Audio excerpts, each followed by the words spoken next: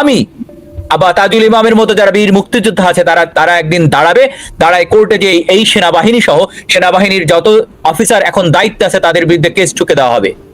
এবং ওনারা বলেছিলেন দায়িত্ব, তখন ইউনূস বলবেন আমি তো দায়িত্ব নেইনি। দায়িত্ব নিয়েছে সেনাবাহিনী। এই সেনাবাহিনীর দায়িত্ব যদি নিয়ে তাদের ম্যাজিস্ট্রেটের দায়িত্ব দেওয়া হয়েছে, তাহলে সেনাবাহিনী কেন এইটাকে ট্যাকেল দিচ্ছে না? সেনাবাহিনী কেন এইটাকে রুখে দাঁড়াচ্ছে না? তাহলে কি সেনাবাহিনীও বিক্রি হয়ে গেল? অ্যাড করি জিয়া করিম আপনার সঙ্গে, এই গত সপ্তাহে যে স্বাধীনতার স্মারক ভাস্কর্য এবং যে মিউরাল মিউরাল ভেঙে দেওয়া হলো, এটা যখন জিজ্ঞেস করা হলো কে ভেঙেছে, এটা সিটি কর্পোরেশন ভেঙেছে। হ্যাঁ, অথচ এটা কিন্তু তৈরি করেছে বাংলাদেশ সেনাবাহিনী।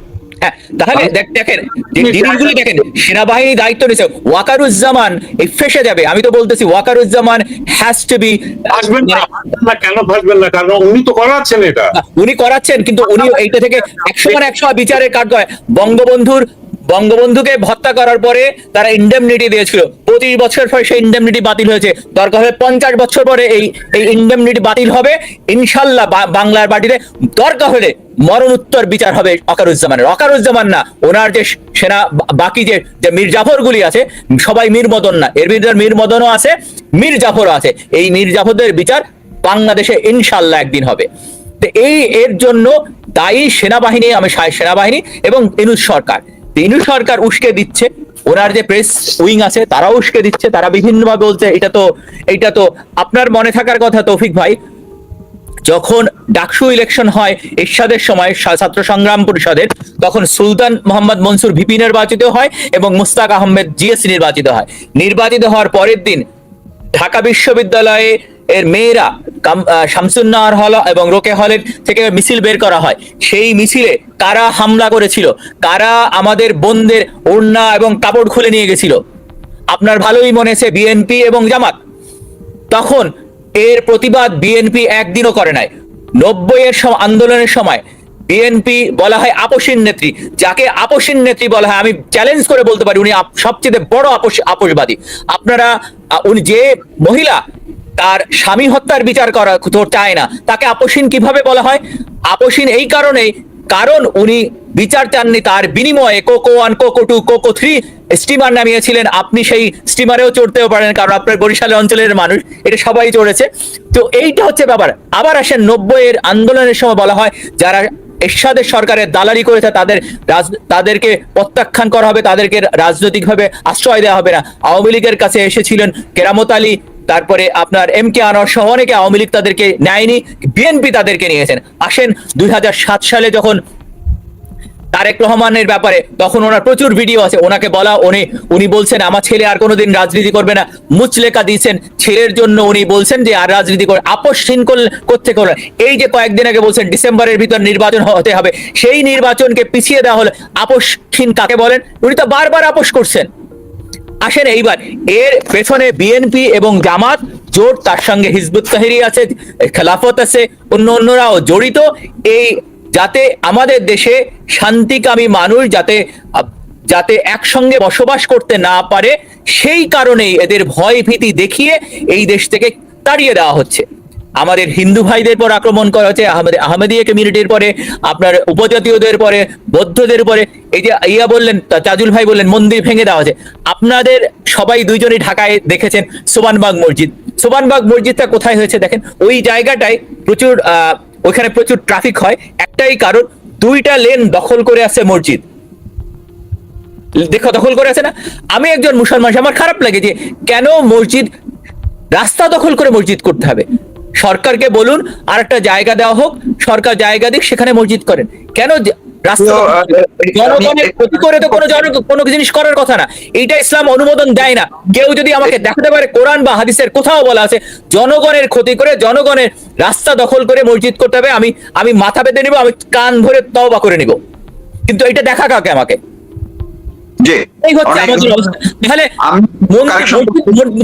আজকে মন্দির ভাঙতেছেন, কালকে যদি অন্য কেউ মসজিদ ভেঙে দেয় তখন কি করবেন?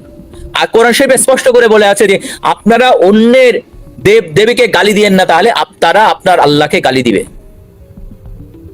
এই হচ্ছে কোরআনের কথা। তাহলে আপনি কোথায় আছেন যে এই সরকার ইনুস সরকার সন্ত্রাসের মদতদাতা, সন্ত্রাসের, উনি তো বলেছেন মেটিকুলাসলি ডিজাইন প্ল্যান, এইটা মেটিকুলাসলি ডিজাইনের একটা অংশ। না হলে ব্যারিস্টার ফুয়াদের মতো মানুষ যখন সেনাবাহিনী গুড়িয়ে দেবে বলে, তখন তাকে ধরা হয় না কেন? অথবা মাহফুজের মতো হাসিয়াদের মতো মানুষ যখন বলে সেনাবাহিনী বসে কোথায় থাকে? আপনার দেখার কথা যে এর আগে সেনাবাহিনীর প্রধান ছিল যারা শফিউর রহমান, উনি বলেছেন যে সেনাবাহিনীর জন্য কত কাজ করেছেন। আপনার অন্য একটা অনুষ্ঠানে আমি বলবো, হিসাব দেবো যে বঙ্গবন্ধুর কন্যা কত কাজ করেছেন সেনাবাহিনীর জন্য, অথচ তারা আজ সেই সেনাবাহিনী বঙ্গবন্ধু কন্যার সঙ্গে বেইমানি করেছে। যাদের 2 বেলা ভাত খেতে পারো না, 2 বেলা ভাতের ব্যবস্থা করেছে, 1 বেলা আমিষ খেতে 2 বেলা আমিষের ব্যবস্থা করেছে, তাদের রামুতে ক্যান্টনমেন্ট করে দিয়েছে, বিভিন্ন জায়গা অন্য জায়গায় তাদের যত সুবিধা দেওয়া হয়েছে, এইটা অন্য কোনো সরকার করেনি, বঙ্গবন্ধু কন্যাই করেছে। অথচ তাকে উৎখাতের জন্য এই সেনাপ্রধানই জড়িত। তাহলে তারা যখন শপথ নেয় যে আমরা দেশের সার্বভৌমত্ব রক্ষা করব, তাহলে শপথ নেয় সমস্ত জনগণের দায়িত্ব নিলাম। সেই দেশে কিভাবে একজন হিন্দু হোক, বৌদ্ধ হোক, খ্রিস্টান হোক, মুসলমান হোক, একজন মহিলার পরে কিভাবে আক্রমণ হয়, আর সেইটা প্রতিহত না করে, তাদের বিচার না করে সেনাবাহিনী বসে থাকে? বিচারের কাঠগড়ায় দাঁড়াবে না, সেনাবাহিনী অবশ্যই বিচারের কাঠগড়ায় দাঁড়াতে হবে, কারণ তারা দায়িত্ব নিয়েছে এই দায়িত্ব থেকে, এবং তারা শপথ নিয়েছে তারা সংবিধানকে সমুন্নত রাখবে এবং মানুষের জানমালের নিরাপত্তা দিবে। একটা নিরাপত্তা দিতে পারে নাই, মানুষ মবের শিকার হচ্ছে, সেনাবাহিনী বসে বসে দেখছে। বঙ্গবন্ধুর বাড়ি ভাঙা হলো, তারা কোনো কিছু করে নাই, তাহলে তাদেরকে বিচারের আওতায় কেন আনা হবে না? অবশ্যই বিচারের আওতায় আনতে হবে। আপনাকে অনেক ধন্যবাদ। আবার অন্য আরেকদিন আপনার এই ইস্যুটি নিয়ে আলাদা আমি একটি প্রোগ্রাম করব আপনার সঙ্গে। আমি এবার যেতে চাই মুক্তিযোদ্ধা তাজুল ইমাম আপনার কাছে, যে এর আগে এই আলোচনাটি হালকা একটু হয়েছিল, এখন আবার আমি যদি একটু ঘুরিয়ে প্রশ্নটি করি, যে বরাবরই দেখা যায় মুক্তিযুদ্ধ এবং এই মাইনরিটি কমিউনিটি, এদেরকে এক করা হয়, পরিপূরক করে এদের বিরুদ্ধেই হামলা, মামলা, নির্যাতন, ধর্ষণ, লুট, খুন চালানো হয় মৌলবাদী গোষ্ঠী এবং স্বাধীনতার বিরোধী পক্ষ তারা মিলে এক হয়ে। তো এই স্বাধীনতা বিরোধী পক্ষ এবং মৌলবাদী গোষ্ঠী, জঙ্গি গোষ্ঠী, তারা কেন আওয়ামী লীগ এবং এই হিন্দু সম্প্রদায়কে এক করে আর মুক্তিযুদ্ধকে এক করে টার্গেট করেন, এবং এদের উপরে কেনই বারবার নিপীড়নটা হচ্ছে? আপনি যদি আগেও বলছেন একটু পরিষ্কার করেন। মুক্তিযুদ্ধে ফিরে যায়। মুক্তিযুদ্ধের সময় যে অপারেশন সার্চলাইট অর হোয়াটএভার শুরু করেছিল পাকিস্তানিরা, হ্যাঁ, তখনকার ন্যারেশন কি ছিল? কেন যুদ্ধ করছো?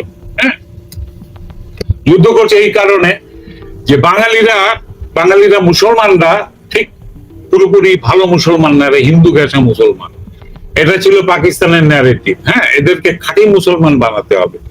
আর এই বাংলা কালচার, বাংলা ভাষা, এগুলো হিন্দুদের ভাষা। এটা এখনো কিন্তু আবার ফিরে এসছে ওই বিশ্বাস যে এগুলো হিন্দুদের ভাষা। মঙ্গল শোভাযাত্রা, মঙ্গল বলা যাবে না, ওটা হিন্দু শব্দ, হিন্দু লাগে, মানে ওদের কাছে বাংলা তৎসম শব্দ যেগুলো মানে প্রাচীন বাংলা, এগুলো সব হিন্দু মনে হয়। হ্যাঁ, মঙ্গল না বলে তন্দুরুস্ত বললে তাহলে বোধহয় ঠিক আছে, ওটা একটু উর্দু হইলো তো ওরা একটু মুসলমান হয়ে গেল আর কি। তো এই যে ন্যারেশন, এগুলো পাকিস্তানি ন্যারেশন। হ্যাঁ, সেই সময়টাতে ওরা এসেছিল আমাদেরকে ধ্বংস করে দিতে। ওদের এজেন্ডা কি ছিল? সব প্রাপ্ত বয়স্ক শিক্ষিত বাঙালিদেরকে মেরে ফেলবে, একদম ধুলিসাৎ করে দেবে। ওরা জমি চায়, ওরা মানুষ চায় না।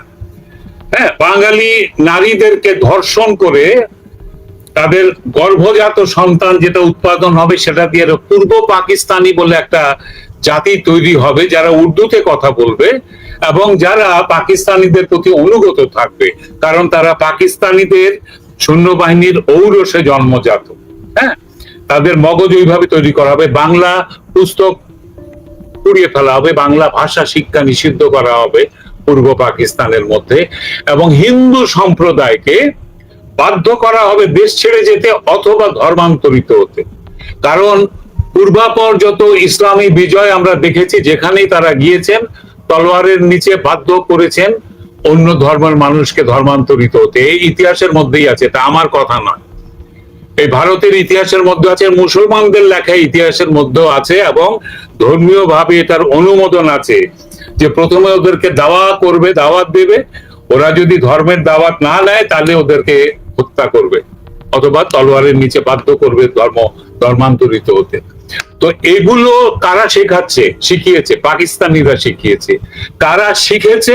মাদ্রাসার মোল্লারা শিখেছে। এবং কাদেরকে শেখাচ্ছে? তারা আপামর জনসাধারণকে সারা রাত ধরে তারস্বরে মাইকের মধ্যে চিৎকার করে করে ওয়াজ করে তারা কুৎসিত, অশ্লীল, অশালীন, নারী বিদ্বেষী, ভারত বিদ্বেষী, হিন্দু বিদ্বেষী মতবাদ প্রচার করে করে মানুষের মগজের মধ্যে ঢুকিয়েছে হিন্দু নারীদের সম্ভ্রম হানি করা পুণ্যের কাজ। এগুলাকে রাষ্ট্র কখনো ধরতে যায়নি।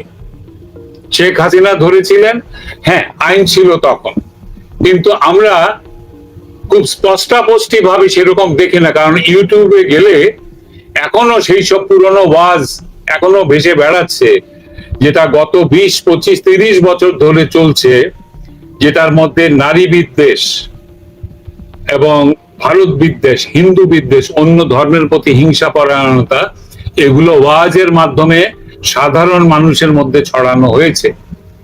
আজকে ঢাকা বিশ্ববিদ্যালয়ের কোন শিক্ষক কিন্তু ধর্ষণ করতে যাচ্ছেন না, যাচ্ছে কে? ওই হয় মাদ্রাসা পড়ুয়া, আর অথবা ওই মূর্খ, গন্ডমূর্খ যারা ওই সারা রাত বসে বসে ওয়াজ শুনে, যারা মনে করে একটা হিন্দু মেয়েকে ধর্ষণ করলে আমার পুণ্য হবে। আমি জানি না, আমি এই যে ধর্ষক, যে তাকে প্রথমে বলা হয়েছে সে বিএনপির, এখন বলা হচ্ছে সে আওয়ামী লীগের, তো এই টেনিস বল চলতে থাকুক, কিছু যায় আসে না। কিন্তু আমাদের মেয়েটা সে তারস্বরে প্রাণ ভয়ে চিৎকার করছে, দুই হাতে মিনতি করছে, তাকে নগ্ন করে তাকে ধর্ষণ করছে, তাকে মারধর করছে, তার সম্ভ্রম ভিডিও করে গোটা ইন্টারনেটে ছড়িয়ে দিচ্ছে। এর চেয়ে চরম অন্যায় আর কি হতে পারে? তারপরেও সেনাবাহিনী চুপ করে থাকবেন, তারপরেও পুলিশ বলে কিছু নেই বাংলাদেশে। আজকে যারা পুলিশ থাকবে কি বড় বড় দাড়িওয়ালা, এগুলা সব ওই পুলিশ, 3000 পুলিশ মারার পরে হিজবুত তাহরীর থেকে এগুলোকে অ্যাপয়েন্টমেন্ট দেওয়া হয়েছে। এরা পুলিশ নয়, উর্দি পরেছে, পুলিশের ইউনিফর্ম পরেছে।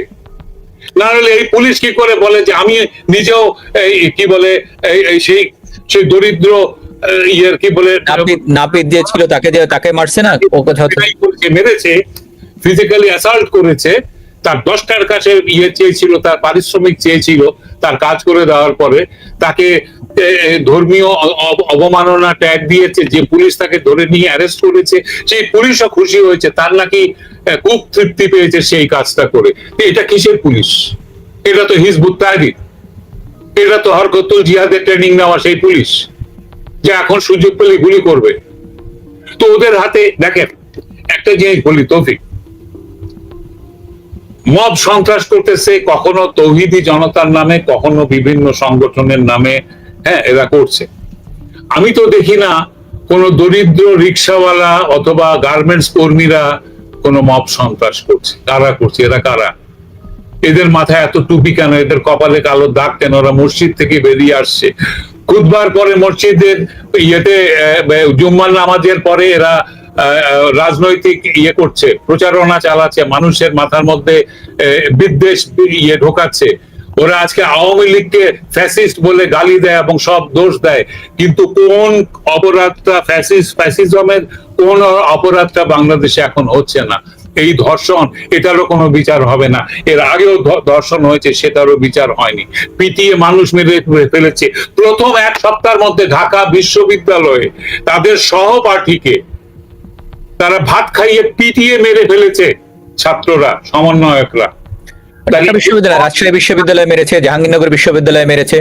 হ্যাঁ হ্যাঁ, তো এই খুনের সন্ত্রাস দিয়ে তো তাদের শুরু, এটাই তো চলে যাচ্ছে, এটাই এখনকার নর্ম, এটাই নর্মাল, নিও নর্মাল এটা। কাজেই যারা এখন এসে মেয়েদেরকে অপমান করা, মেয়েদেরকে চাকরিচ্যুত করা, ইয়েতে গার্মেন্টস ফ্যাক্টরিতে গিয়ে থ্রেট করেছে যে মেয়েরা এত বেশি মেয়ে কাজ করে কেন এখানে, মেয়েদেরকে ঘরে পাঠিয়ে দিয়েছে, গার্মেন্টস ফ্যাক্টরি বন্ধ, ওরা 50% পুরুষ থাকতে হবে, নাইলে মেয়েরা কাজ করতে পারবে না, চাকরি থাকবে না মেয়েদের। হ্যাঁ, এই যে নারী বিদ্বেষ বা নারীদেরকে ঘরের বস্তাবন্দি করে ফেলা, হ্যাঁ, এগুলো তো ওদের শুরু থেকে করে আসছে ওরা। জি। ওদের বিভিন্ন রকম শাখা আছে, বিভিন্ন রকম কি বলবো আমি, বাহিনী আছে। একটা হচ্ছে মব বাহিনী, যেটা অন্ধ বিবেকহীন, আরেকটা হচ্ছে কি সন্ত্রাসী বাহিনী, যারা এইভাবে ধর্ষণ, খুন, হত্যার মাধ্যমে কুবিয়ে কুবিয়ে মারছে। আওয়ামী লীগ করার অপরাধে এক পরিবারের 3-4জন করে কুবিয়ে হত্যা করছে। হাজার হাজার হত্যা হয়ে যায়, হত্যাকাণ্ড হচ্ছে, যেটা মিডিয়াতে কোনো খবর আসছে না। সে আরেক সন্ত্রাস, সেটাও মিডিয়ার সন্ত্রাস। মিডিয়াকে ব্লক করে রেখেছে, গ্যাগড করে রেখেছে, মুখে তালা দিয়ে রেখেছে, কোন রকম খবর বের করতে পারবে না। সবই সন্ত্রাস। ওটাও এক ধরনের ধর্ষণ, ওটা মানুষের বিবেককে ধর্ষণ, মানুষের দেহকে ধর্ষণ। এগুলো কারণ বাংলাদেশের ভেতরে এটার কোনো বিচার হয়নি, হচ্ছে না, হবে না, যতক্ষণ না এই মব সরকার পতিত হচ্ছে অথবা বদল হচ্ছে। এটাই আমার কথা। অনেক ধন্যবাদ আপনাকে। দর্শক যারা এতক্ষণ আমার সঙ্গে ছিলেন কিংবা পরে দেখবেন, আপনাদেরকে জানাচ্ছি আমি শিরোনামটি করেছি, আপনারা হয়তো দেখেছেন, বাংলাদেশটাই এখন মুরাদনগর। বাংলাদেশটাই হয়ে উঠলো মুরাদনগর। এই মুরাদনগরের ঘটনা বাংলাদেশ ছাপিয়ে এখন সারা বিশ্বে কিন্তু তোলপাড় করে দিয়েছে। এমন পরিস্থিতিতে কেন আজ বাংলাদেশ এলো, এটি নিয়ে আমি কথা বললাম। যুক্তরাষ্ট্র থেকে আমার সঙ্গে দুজন অতিথি যুক্ত ছিলেন, আছেন। একজন হচ্ছেন বীর মুক্তিযোদ্ধা তাজুল ইমাম, তিনি একাধারে শিল্পী। আরেকজন হচ্ছেন ইঞ্জিনিয়ার জিয়া করিম, যিনি বিশ্লেষক। দুজনই বেশ ভালো বিশ্লেষণ করেন রাজনৈতিক এবং সার্বিক পরিস্থিতি নিয়ে। আপনাদের দুজনকে আবার একটা ছোট্ট একটা জিনিস অ্যাড করতে চাই। এই যে যে যে মব এবং যে আর্মস, আসিফ সজীব মাহমুদ আসিফ ভাইয়ের এগেনস্টে একটা না, অনেকগুলো অভিযোগ। এটা জানা উচিত যে গাজীপুরে 20 কোটি টাকা ঘুষ লেনদেনে তার জড়িত থাকার অভিযোগ। তার পিএস এর ভিতরে 311 কোটি টাকার অভিযোগ। তার পিএস কে দুদক তলব করেছে। তারপরে উত্তরবঙ্গে হেলিকপ্টারে 18 বার ইউজ করেছে, যে গভর্নমেন্টের টাকা খরচ করে। আপনার তার বাবার বিরুদ্ধে টেন্ডারবাজির অভিযোগ আছে। এত অভিযোগের পরেও সে কিভাবে থাকে? আর ইউনূস সাহেব বলেন যে আমি অর্থনীতিবিদ, হবেন নোবেল লরিয়েট। এই লোকগুলিকে রাখে, তাহলে উনি নিজে কতটা দুর্নীতিবাজ? এই লোকগুলোকে কিভাবে উনি আশ্রয় দেয়, যার বিরুদ্ধে সুনির্দিষ্ট অভিযোগ, এত অভিযোগ থাকার পরেও কিভাবে উনি? আর সেনাবাহিনী সেটা বসে বসে দেখছে, আর সেনাবাহিনী মেরুদণ্ডহীন একটা সেনাবাহিনী তৈরি করছে এই ওয়াকারুজ্জামান।